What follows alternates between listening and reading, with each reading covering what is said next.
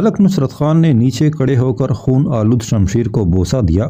شاہ والا کے ہاتھوں کو چھو کر لوہے کا یہ ٹکڑا شجاعت کے تاریخ میں معتبر ہو گیا۔ علاؤدین اپنی جانثار کی طرف دیکھ کر مسکرایا۔ نصرت خان، تم بھی ہمارا حرف اعتبار ہو۔ مسلمان سپاہیوں کے بجھے ہوئے چہروں پر شادابی لوٹ آئی تھی۔ پھر چند فوجیوں نے قدم بوسی کا شرف حاصل کر کے سلطان سے التجا کی کہ آج ان لوگوں کو اپنے دلی جذبات کا مظاہرہ کرنے کی اجازت دی جائے۔ علاؤدین نے ہاتھ کے اشارے سے سپاہیوں کو اجازت دے دی کہ وہ اپنی مرضی کے مطابق اس جشن فتح میں مسرتوں کا اظہار کر سکتے ہیں۔ سلطان کی جنبش لب کے ساتھ ہی شاہی فوجیوں کا ایک دستہ نمودار ہوا۔ ان سب کی شمشیریں بے نیام تھیں۔ وہ ایک خاص ترتیب کے ساتھ آگے بڑھے اور تلواروں کو اس طرح فضا میں لہرانے لگے جیسے رزمگاہ اچانک محفل طرب بن گئی ہو اور پازیبوں کی جگہ شمشیروں کی جھنکار گونجنے لگی ہو۔ یہ ایک مخصوص رقص تھا جس کے ذریعے سلطان کی سپاہی جشن فتح منا رہے تھے۔ پھر یکایک چتوڑ کی فضائیں پرشور آوازوں سے بھر گئیں۔ وقت کا سورج، خدا کا سایہ، دنیا کا نگہبان، یہ وہ الفاظ تھے جو چتوڑ میں تعمیر شدہ مینار پر کندہ کیے گئے تھے اور اسی مینار کے نیچے علاؤدین نے اپنے تخت کو آراستہ کیا تھا۔ بہت دیر تک ایسے ہی نعروں سے فضائیں لرزتی رہیں۔ سلطان کے سپاہی دور تک پھیلے ہوئے تھے۔ ایک حصے سے آوازیں بلند ہوتی تو دوسرے حصے کے لوگ ان کی تقلید کرتے۔ نتیجتاً چتوڑ کا پورا علاقہ ان نعروں سے گونجنے لگا جس میں سلطان علاؤدین خلجی کی صفات بیان کی گئی تھی۔ اس اثنا میں شاہی طبیب مولانا بدر الدین دمشقی نے سلطان کے ان ہلکے زخموں کو صاف کیا جو رتن سنگھ سے لڑائی کے دوران کلائیوں اور بازوں پر ابھر آئے تھے۔ رتن سنگھ ابھی تک زمین پر پڑا ہوا تھا۔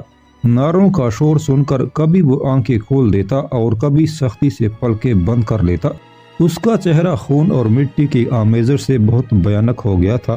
علاؤدین کی شان میں یہ تعریفی کلمات سن کر اس کی حالت کچھ اور بگڑ جاتی تھی۔ جبڑوں کی ہڈیاں ابھر آتی تھی اور دونوں ہونٹ آپس میں پیوست ہو جاتے تھے۔ چہرے کے ساتھ اس کی روح پر شکست کے گہرے زخم تھے جس کی سوزش نے اسے ناقابل بیاں اذیت میں مبتلا کر دیا تھا۔ اچانک علاؤدین کا دایاں ہاتھ بلند ہوا۔ یہ اس بات کا اشارہ تھا کہ نعرہ زنی بند کی جائے اور شمشیروں کا رقص روک دیا جائے۔ دوسرے لمحے فضا پرسکون نظر آنے لگی۔ پھر سلطان نے ملک نصرت خان کو حکم دیتے ہوئے کہا، رتن سنگھ کو اٹھا کر ہمارے روبرو لایا جائے تاکہ ہم اسے جلال شاہی کا مفہوم سمجھا سکیں۔ علاؤدین کے لہجے سے قہر جھلک رہا تھا۔ ملک نصرت خان تیزی سے نیچے اترا اور رتن سنگھ کو کھینچ کر اٹھایا۔ اس کے سارے جسم پر لباس کی دھجیاں جھول رہی تھی۔ راجپوت سمراٹ اپنے قدموں کے سہارے چل نہیں سکتا تھا۔ نصرت خان نے دوسرے سپاہیوں کو اشارہ کیا۔ پھر رتن سنگھ کو اس طرح علاؤدین کے سامنے لے جایا گیا کہ وہاں اس سے زیادہ کمزور اور ناتواں شخص کوئی دوسرا موجود نہیں تھا۔ جب سپاہیوں نے چتوڑ کے حکمراں کو چھوڑا تو وہ لہرا کر تخت کے قریب گر گیا۔ ملک نصرت خان نے اسے دوبارہ کھڑا کرنے کی کوشش کی تو سلطان نے منع کر دیا۔ اسے ہمارے قدموں میں پڑا رہنے دو، اس کا صحیح مقام یہی ہے۔ رتن سنگھ کے دل پر علاؤدین کے الفاظ کا تازیانہ پڑا تو وہ درد کی شدت سے چیخ اٹھا، اس سے بہتر ہے تو مجھے قتل کر دے۔ نہیں رتن سنگھ، تو نے ہم سے زندگی کی طلب کی تھی مگر تجھے یہ معلوم نہیں تھا کہ محکوموں اور غلاموں کی زندگی کیسی ہوتی ہے۔ سلطان کے نفرت آمیز لہجے کی کاٹ کچھ اور تیز ہو گئی تھی۔ آج ہمارے جاہ و جلال کے صدقے میں تو اس زندگی کا مزہ چکھ لے۔ یہ کہہ کر علاؤدین نے ملک نصرت خان کو اشارہ کیا کہ وہ رتن سنگھ کو کھینچ کر اس کا سر شاہ کے پیروں پر رکھ دے۔ نصرت خان نے اپنے فرمان روا کے حکم پر عمل کیا مگر رتن سنگھ تڑپ کر علیحدہ ہو گیا۔ ایک بار پھر اس نے کھڑے ہونے کی ناکام کوشش کی تھی مگر لڑکڑا کر گر پڑا۔ رتن سنگھ، آج تیرے لیے ہمارے قدموں کے سوا کوئی جائے آماں نہیں ہے۔ علاؤدین چیخ کر بولا، ہمارے قہر کی گریف سے تجھے کوئی نہیں چھڑا سکتا۔ اب اسی میں سلامتی ہے کہ تو کھلے دل سے ہمیں سجدہ کر لے ورنہ ہمارے جبر و تشدد کی لے تیرے اندازے سے بھی زیادہ تیز ہو جائے گی۔ بخدا ہم نہیں چاہتے تھے کہ تیرے ساتھ یہ سلوک روا رکھیں مگر تو نے ہمیں مقابلے کے لیے پکارا۔ یہ ہماری توہین تھی لیکن ہم نے اسے گوارا کیا۔ اب تجھے ہر زاویے سے شکست ہو چکی ہے، اس لیے ہوش مندی سے کام لے اور ہمارے قہر کی آگ کو بجھانے کی کوشش کر، نہیں تو یہ شعلے بڑک بڑک کر تجھے اس طرح جلاتے رہیں گے کہ نہ تو کوئلہ بن سکے گا اور نہ راکھ۔ علاؤدین کچھ دیر خاموش رہا اور پھر بلند آواز میں بولا، ہم جسمانی اذیتوں کا سلسلہ ایک شرط پر موقوف کر سکتے ہیں کہ تو ہماری رعایا کے سامنے چیخ چیخ کر کہے کہ رتن سنگھ ابن سمر سنگھ کا اقتدار سلطان علاؤدین کے جوتوں کے نیچے۔ راجپوت سمراٹ کچھ دیر تک انکار کرتا رہا، مگر جب اس کے زخموں پر نمک چھڑکا گیا تو وہ چیخ اٹھا، میرا اقتدار سلطان کے جوتوں کے نیچے۔ علاؤدین خلجی پہلی بار کہکازن ہوا، رتن سنگھ تو بہت ذہین ہے کہ تو نے اپنے آپ کو ہمارے قہر سے بچا لیا، ورنہ ہم تجھ پر وہ ستم ڈھاتے کہ جن کی سختیوں سے آبو اور اراولی کے سینے بے شک ہو جاتے۔ اس کے بعد سلطان نے اپنے طبیب خاص مولانا بدرالدین دمشقی کو حکم دیتے ہوئے کہا، رتن سنگھ کے زخموں پر مرہم رکھ دیا جائے کہ اس نے ہماری اطاعت قبول کر لی ہے، اسے پہننے کے لیے وہ پوشاک دو کہ اس نے جس کا تصور بھی نہ کیا ہو، اور اسے کھانے میں وہ نعمتیں پیش کی جائیں جس کے ذائقے سے اس کی زبان نہ آشنا ہو۔ سلطان کا حکم سنتے ہی چند سپاہی رتن سنگھ کو سہارا دے کر ان خیموں کی طرف لے گئے جو امراء کے لیے بنائے گئے تھے۔ علاؤدین کے چہرے پر ناقابل بیاں خوشی رقص کر رہی تھی۔ جشن فتح کو یادگار بنانے کے بعد وہ اپنے بڑے بیٹے خضر خان کی طرف متوجہ ہوا جو اس کے بائیں جانب ادب و احترام کے باعث خاموش بیٹھا تھا۔ سلطان نے اپنے خدمتگاروں کو حکم دیا کہ وہ تاج سرخ حاضر کریں۔ انسانی ہجوم دم بہت تھا اور کوئی نہیں جانتا تھا کہ علاؤدین آنے والے لمحات میں کیا فیصلہ کرے گا۔ جب خدمتگار تاج سرخ لے کر آ گئے تو سلطان اپنے فرزند خضر خان سے مخاطب ہوا، جان پدر، اب تم بڑے ہو گئے ہو، اس لیے ہم تمہارے کاندھوں پر نئی ذمہ داریوں کا بار ڈال رہے ہیں۔ یہ ذمہ داریاں حقیقت میں پہاڑوں سے بھی زیادہ گراں ہیں، مگر ہمیں یقین ہے کہ تم اس بوجھ کو اٹھا لو گے اور اپنے بزرگوں کی روح کو شرمندہ نہیں ہونے دو گے۔ خضر خان سر جھکا کر باپ کے سامنے کھڑا ہو گیا۔ علاؤدین تخت سے اٹھا اور اپنے ہاتھوں سے تاج سرخ خضر خان کے سر پر رکھتے ہوئے بلند آواز میں کہا، ہمارے تمام جاننثار گواہ رہیں کہ ہم نے خضر خان کو اپنا ولی عہد مقرر کر دیا ہے۔ یہ فاتح عالم کے خوابوں کی تعبیر اور نسل خلجی کا وارث و جانشین ہے۔ اس کے حضور خم ہو جاؤ کہ ہمارے بعد یہی تمہارا شہنشاہ ہوگا۔ تمام سپہ سالار اور مصائب خضر خان کے سامنے جھک گئے۔ پھر بہت دیر تک میدان مبارکبادوں کے شور سے گونجتا رہا۔ اس جشن مسرت میں پوری اچھوت قوم شریک تھی، اور وہ راجپوت عورتیں اور مرد بھی جو سلطان کی فتح کو دل سے تسلیم کر چکے تھے۔ اس ہنگامے نشاط میں رام دیو پیش تھا جو بار بار خضر خان کو سجدے کر رہا تھا۔ پھر فضائیں ساکت ہوئیں تو علاؤدین نے حاضرین کو مخاطب کرتے ہوئے کہا، ابھی ایک اہم اعلان باقی ہے جسے ہم رتن سنگھ کے زخمی ہونے کی وجہ سے ملتوی کر رہے ہیں۔ اب یہ اعلان جشن فتح کے تیسرے دن کیا جائے گا، جس میں چتوڑ کے ایک ایک باشندے کی شرکت لازمی ہوگی۔ علاؤدین خاموش ہوا تو انسانی ہجوم الٹے قدموں چلتا ہوا منتشر ہو گیا۔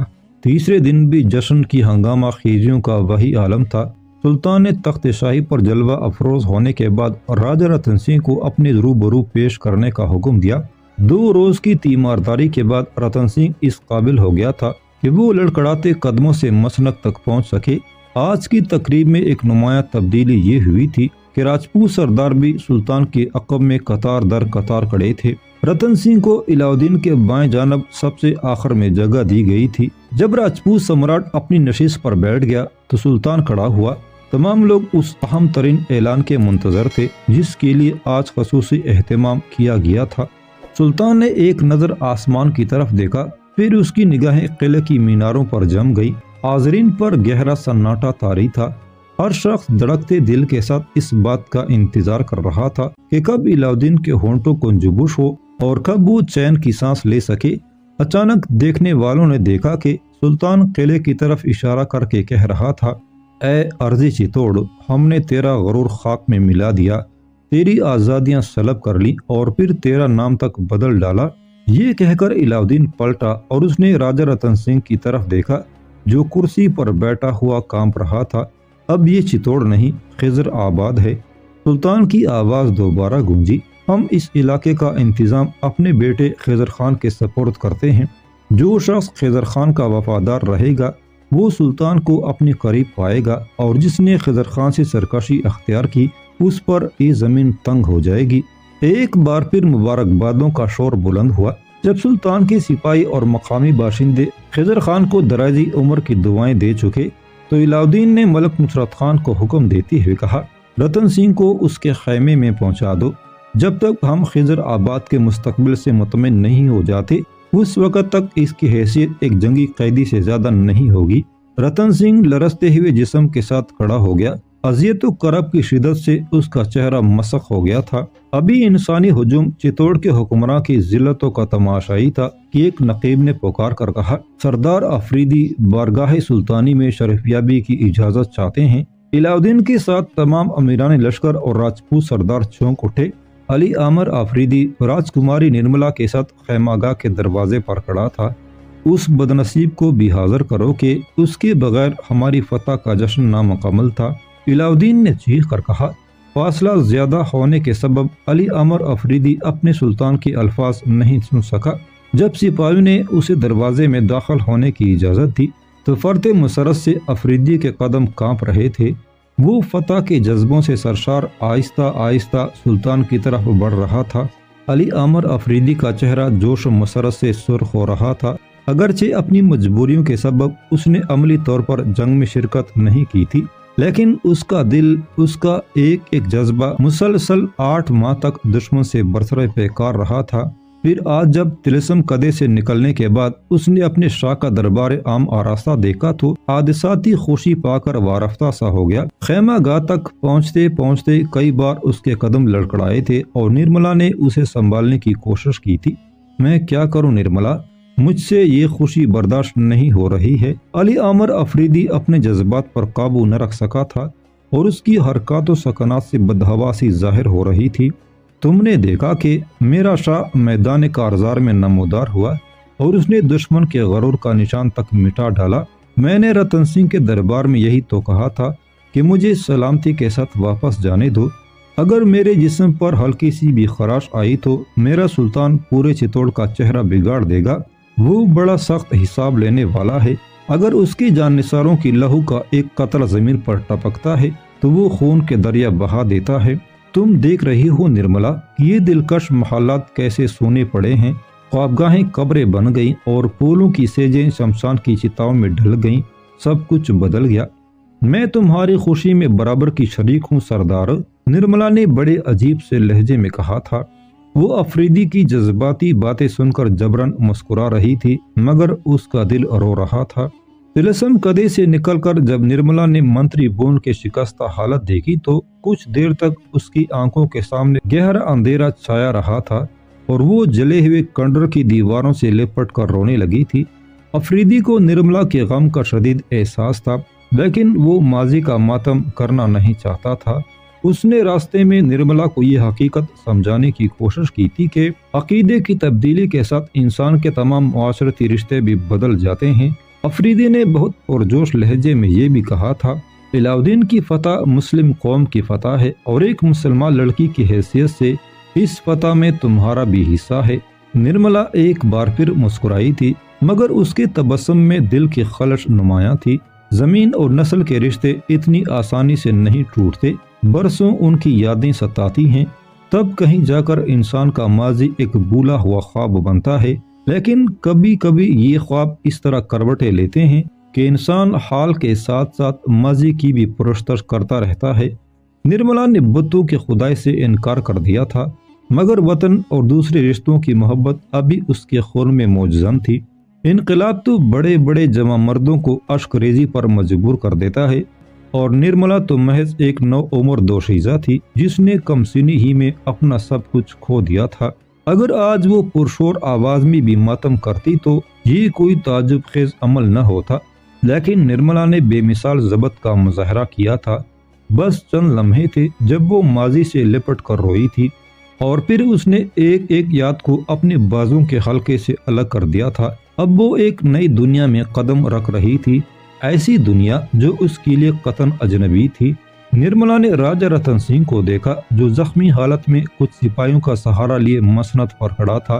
پھر جیسے ہی آفریدی تخت کے قریب پہنچا، سلطان نے راجپوت سمراٹ کو مخاطب کرتے ہوئے کہا، بیٹھ جا رتن سنگھ، کہ آج ایک اہم ترین مسئلے پر ہمیں تیری گواہی درکار ہوگی۔ علاء الدین کا حکم سن کر رتن سنگھ نے ایک نظر علی عامر آفریدی اور نرملا کی طرف دیکھا، پھر چند قدم پیچھے ہٹ کر دوبارہ اپنی جگہ پر بیٹھ گیا۔ آفریدی شدید حالت اضطرار کا شکار تھا۔ رتن سنگھ کے بیٹھتے ہی وہ تیزی سے آگے بڑھا اور تخت کے نیچے 4 ہاتھ کے فاصلے پر نصف حد تک جھک گیا، پھر سیدھا ہوا اور دونوں بازو پھیلا دیے۔ یہ شاہ کے احترام کا ایک مخصوص انداز تھا۔ سلطان ذی ہشم کو یہ عظیم الشان فتح مبارک ہو۔ آفریدی کی آواز بلند تھی اور لہجہ دلی جذبات سے سرشار تھا۔ بے شمار تالے آزماؤں نے دیار ہند کا رخ کیا، مگر ایسی فتح کسی کو میسر نہیں آئی۔ آج ساری اقبال مندیاں میرے امیر کے قدم بقدم چل رہی ہیں۔ غلاموں کی زبانیں عاجز ہیں کہ وہ کن الفاظ میں شاہ والا کو خراج تحسین پیش کریں۔ ابھی علی عامر آفریدی کی بات مکمل نہیں ہوئی تھی کہ علاء الدین کی پرہیبت آواز گونجی، آفریدی، ہم نمک حراموں اور احسان فراموشوں کی مبارکباد قبول نہیں کرتے۔ علی عامر سناٹے میں آ گیا۔ وہ سوچ بھی نہیں سکتا تھا کہ چند لمحوں میں اعتبار کی پوری بساط الٹ جائے گی۔ آفریدی کو جس انداز سے گالیاں دی گئی تھی وہ ایک حساس اور وفادار نوجوان کو ہلاک کر دینے کے لیے کافی تھا۔ آفریدی کو محسوس ہو رہا تھا جیسے اس کا پورا وجود بدترین زلزلے کی زد میں ہو، ذہن پر بیک وقت کئی پہاڑ ٹوٹ کر گر گئے ہوں اور وہ ریزہ ریزہ ہو کر بکھر گیا ہو۔ آفریدی نے سلطان کی بارگاہ میں پھیلے ہوئے اپنے دونوں ہاتھوں کو سمیٹا اور پھر انہی لرزتے ہاتھوں سے دل کو پکڑ لیا۔ آفریدی کو ایسا لگا جیسے علاء الدین نے خود آگے بڑھ کر اس کے سینے میں زہر آلود نشتر اتار دیا ہو۔ شاہ، کیا سب کچھ ختم ہو گیا؟ علی عامر آفریدی کی آواز کانپ رہی تھی۔ کیا سازش کی تیز آندھی نے چراغ وفا بجھا دیا اور کیا یہ غلام درجہ اعتبار سے گر گیا؟ اذیت و کرب کی شدت سے آفریدی کا چہرہ دھواں ہو گیا تھا اور خلش دل نے اس کی آنکھوں کو نم کر دیا تھا۔ تو معتبر ہی کب تھا آفریدی؟ علاء الدین کے لہجے میں نفرتیں ہی نفرتیں تھیں۔ ہم نے تجھے زندگی کی پستیوں سے اٹھا کر اعتبار کے بلند ترین درجے پر فائز کیا، مگر تو ایک غلام زادہ تھا، شاہوں کے احسانات کی قدر نہ کر سکا۔ علاء الدین کی برہمی کا انداز اس قدر خوفناک تھا جیسے وہ اپنے معتمد سپہ سالار کے بجائے کسی فریب کار دشمن سے مخاطب ہو۔ سلطان کی طرف سے علی عامر آفریدی کو ایک اور گالی دی گئی تھی جو اپنے اثرات میں پہلے سے زیادہ شدید تھی۔ علاء الدین نے اسے احسان فراموش اور نمک حرام قرار دیا تھا۔ وہ اس کلمہ بد کو کسی طرح برداشت کر گیا، مگر جب یہ کہا گیا کہ وہ غلام زادہ ہے تو آفریدی کو محسوس ہوا جیسے سلطان نے اس کے پورے نسب نامے پر سیاہی پھیر دی ہو۔ افغان سپہ سالار اس الزام تراشی پر سیکھنا چاہتا تھا، مگر اس نے شرط وفا نبھاتے ہوئے زہر کا یہ پیالہ بھی حلق سے اتار لیا۔ آفریدی کے دل و جگر کٹ رہے تھے مگر اس کے ہونٹوں پر شور فغاں نہیں تھا۔ اسے سنبھلتے سنبھلتے بہت دیر لگ گئی۔ علی عامر کے قدم ڈگمگا رہے تھے اور آنکھوں کے سامنے اندھیرا پھیلتا جا رہا تھا، پھر بھی اس نے اپنی غیر معمولی قوت ارادی کے ذریعے جلتے ہوئے جذبات پر قابو پا لیا۔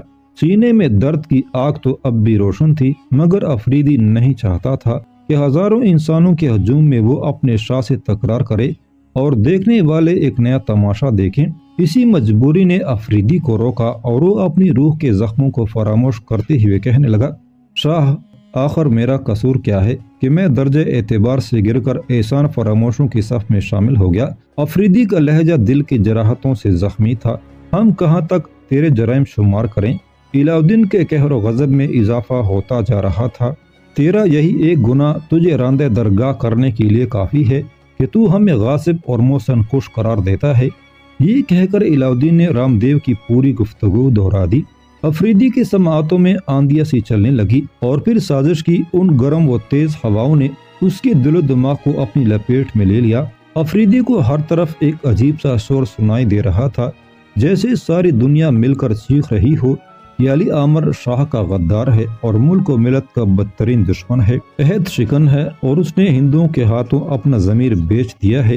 اے خدا، ایک ایسی قیامت ہے جو وقت سے پہلے صرف ایک شخص پر نازل کر دی گئی ہے۔ علی عامر درد کی شدت سے چیخ اٹھا۔ وہ بار بار آسمان کی طرف دیکھ رہا تھا۔ ہر مجرم اسی طرح خدا کو پکارتا ہے۔ علاء الدین کے غصے کی آگ کچھ اور بھڑک گئی تھی۔ آفریدی نے ایک بار پھر اپنی بکھرتی ہوئی شخصیت کو سمیٹنے کی کوشش کی۔ سلطان ذی وقار، میرا جرم اپنی جگہ، مگر میں درخواست کرتا ہوں یہ گفتگو سر دربار نہ کی جائے۔ میں نہیں چاہتا کہ میرے شاہ کا راز خلوت خاص سے نکل کر کم ظرفوں کی انجمن میں چلا جائے۔ جو خود کم ظرفی کی انتہائی پستیوں میں اتر گیا، آج وہ دوسروں کے ظرف پر اعتراض کر رہا ہے۔ آخر بے غیرتی کی یہ کون سی منزل ہے؟ علاء الدین کے ایک ایک لفظ سے اپنے سپہ سالار کے لیے تحقیر کا اظہار ہو رہا تھا۔ آفریدی، کیا تجھے وہ وقت یاد نہیں جب تو نے ہمارے جاہ و جلال کو رتن سنگھ کے دربار میں نیلام کر دیا تھا اور ایک ایسے شخص سے سیاسی پناہ طلب کی تھی جو ہمارا معتوق تھا؟ پھر تو کس طرح دعویٰ کر سکتا ہے کہ ہمارا راز صرف تیرے سینے کی گہرائیوں میں محفوظ ہے؟ میں نے شاہ کے وقار کو ان اذیتناک لمحوں میں بھی داغدار نہیں ہونے دیا جب اس غلام کی جان پر بن گئی تھی۔ آفریدی کی آواز لرز رہی تھی۔